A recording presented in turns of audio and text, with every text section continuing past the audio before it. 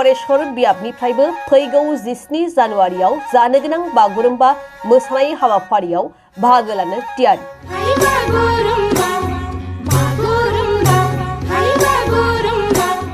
बर' हारिनि समायना रमायना बागुरुम्बा मोसानायखौ आसामजों लोगोसे भारत हादरावनो सिनायथि मोननो थांगासिनो दं फैगौ 17 जानुवारि खालिनिफ्राय।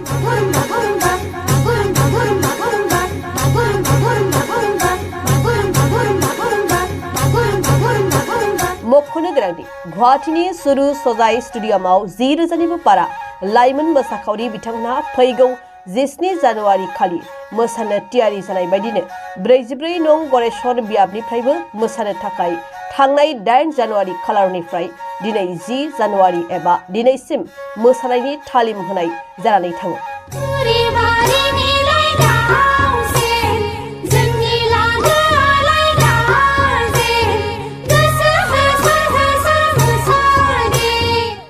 बे मोसानाय तालिम होनायाव दिनै सा 272निबो बारा मोसाखावरि बिथांमोनहा बाहागो लागोन आरो सा 40निबो बारा दामगिरि आरो सा 13 फोरोंगुरु बिथांमोनहा बे बागुरुम्बा मोसानाय हाबाफारियाव बाहागो लानो थियारि।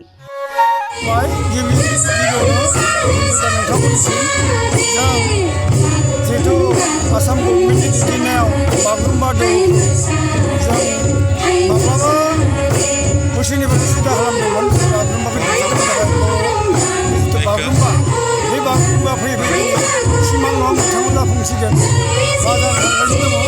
थांनाय 8 थारिख जानुवारिनिफ्राय 8, 9, 10 दिनै जोबगोन। जोबनो टाइम जाबायानो। बेफोर जों गाबोनो 11 तारिखसिम गुवाहाटी स्टेडियामखौ जों लाबोनो हागोन। जों बागुरुम्बानि दिन्थिफुंनो थाखाय जोंनि मोसाखावरि खाम सिफुं सेरजा दामनाया रेडि जाबाय। माने पारफेक्ट जाखाबाय। जों गोजोननाय मोन्दों।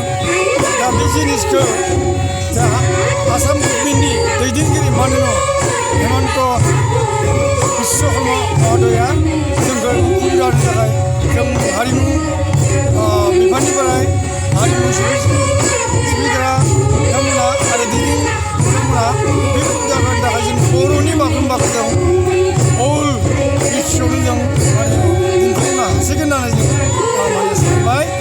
बे मोनसे जोंनि गोग्गाथावना होननानै जों सानना लानाय जाबाय। बेसेबांसो मोसाखावरिफोर बाहागो लागोन? जों ओरैनो मथा-मथि 10,000 बाहागो लागोन आरो जों बेयाव जों सरकारनिफ्राय एबा जोंखौ मास्टार ट्रेनार हिसाबै जोंखौ सरकारनिफ्राय दा बर्थमान गुवाहाटी एलअसिनि बा गरेश्वर एलअसिनि सिङाव बे बारनाथि फेल'शिप सोलिबाय थादों। बेयाव 13 जन दङ आरो बेनिफ्राय तामुलपुर एलअसियाव 14 जन मथा-मथि जों तामुलपुर डिस्ट्रिक्टआव 31 जन जों ट्रेनार दं। 4 जों आवदावनो 2 नगावआव थांदों, 2 बिसिनाथ। गरेश्वरनिफ्राय मोसाखावरिफोरा बेसेबां गरेश्वर एलअसिनिफ्राय दा बर्थमान 256 आरो दामगिरिफोरा बेसेबां? दामगिरिफोरा 30। मा बुंनो आसाम एबा भारतजों गोसारनो जिहेतु बागुरुम्बा मोसानाय बर'नि बिदिनो बिराद गोजोननाय मोन्दों। जिहेतु जोङो दोहौ बागुरुम्बा दोहौ होनना बुङो नङा होमबा? जोंनि 17 तारिखै भारतनि माननीय चिफ मिनिस्टार प्राइम मिनिस्टार बिथाङा जे फैनानै नायफैगोन बिनि थाखाय जों गोजोननाय दा दिन्थिफुंनो हागोन। आसामाव जे बर'फोरा बागुरुम्बा मोसानायानो माने मुंदांखा होननानै खोनादों। दा जियानो जा दिनै फैगोन 17 तारिखआवसो जों मिथिसिगोन। जोंनि माने दिन्थिफुंगोन बेयाव जों